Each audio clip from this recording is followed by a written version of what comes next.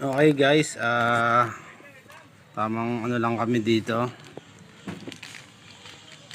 Magpapakulay kasi, highlights. O yan. Ayan si Bayoko ko yung tumitira dyan.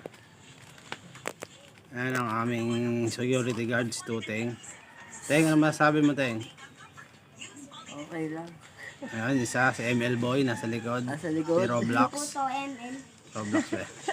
Ekol daw. Ayan, dinudukot pa yung mga buhok guys. So mamaya pa yung kukulayan. Gamit ang aming DIY na plastic. Ayan. Ayan sila no. Ayan boy. Mamaya makikita nyo, maganda yung kakalabasan yan. Ayan, pinakapogi kong tropa. Si Ranger Pong Shit.